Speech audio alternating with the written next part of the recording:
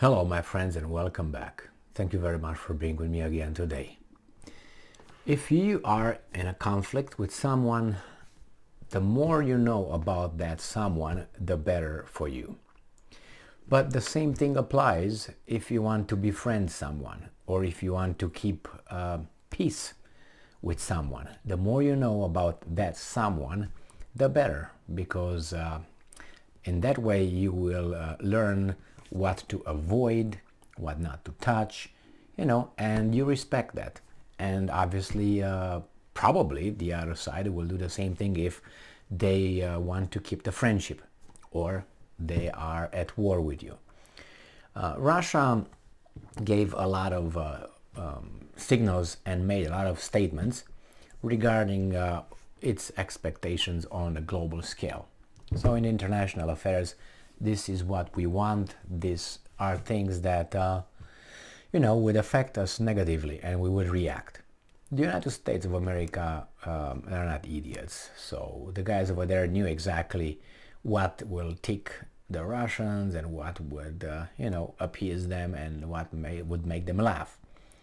Nevertheless, it seems like knowing all this, the fact that they eventually got in the altercation on the territory of Ukraine doesn't let me and many others who analyze the situation to think that actually all this Ukraine war is a confrontation between United States and Russia. Unfortunately, the Ukrainians are the ones that are dying, and Russians and other how do you call them, armies that are helping both sides, which for the Russians are the Chechens and the Syrians and whomever is over there from their little territories. The same thing with the Ukrainians, with so-called mercenaries. The same thing is true for Russia. Now, we have here Medvedev, who is the former president of the Russian Federation, and he was considered the milder and the most pro-West leader person from the leadership of the Russian Federation. And he is one of the most aggressive individuals nowadays, or at least since the war started, and that's very strange for some. For some maybe it's not, but I will try to explain why I think that's not surprising that he's doing what he's doing. Because it's surprising and not surprising, but he came and Medvedev made a statement, or at least more than a statement, and he explains certain things that I think are clear for people who know the other side's perspective. So if you understand the other side perspectives, you can avoid or you can push buttons in order to provoke. So this article comes from Ukrainska Pravda. It's from today, December 6, 2022. Medvedev says that Russia would have been torn apart if not for nuclear weapons. And Dmitry Medvedev, the deputy head of the Security Council of the Russian Federation, has stated that nuclear deterrence forces ensure Russia's integrity. And this is a quote from Medvedev. If it was not for the strategic nuclear arsenal, it would have been torn apart. An enormous country, a rich one, and everyone is looking and thinking how to grab something or divide it into parts and then quietly pocket it.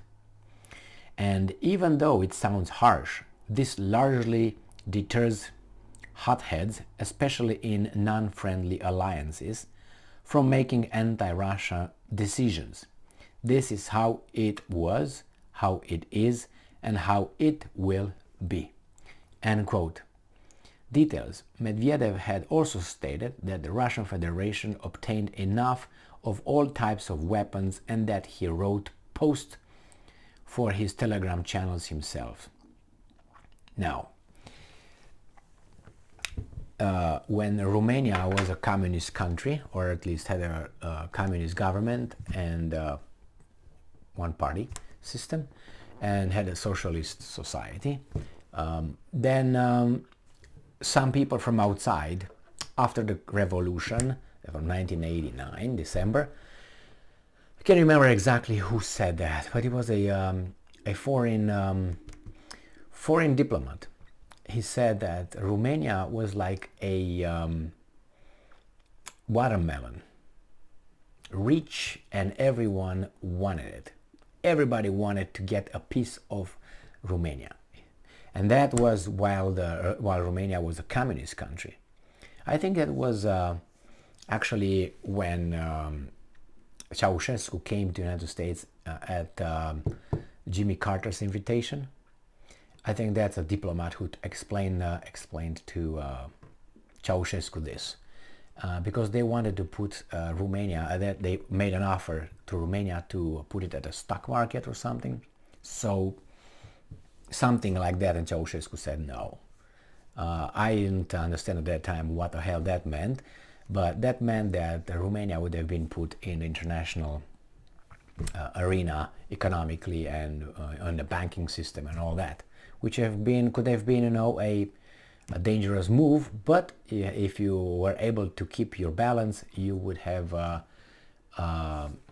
gained a lot of advantages. And that's, I think, I think it was one of the advisors of Jimmy Carter, then the president of the United States, who said that Romania is like a watermelon. Everyone wants a part of it, because it was a rich country, disciplined people at that time, I guess, and it has a lot of potential.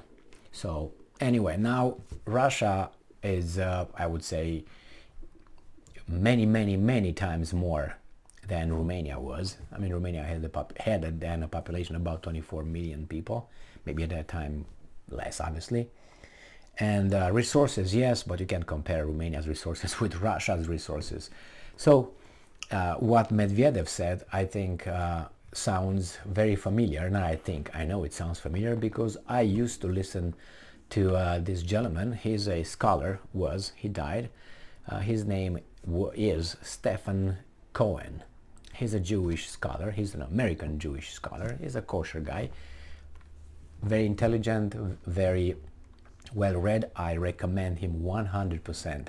This scholar, he died about 2 years ago or so. He was a scholar of Russian studies. He knew a lot, and he said the same thing many times.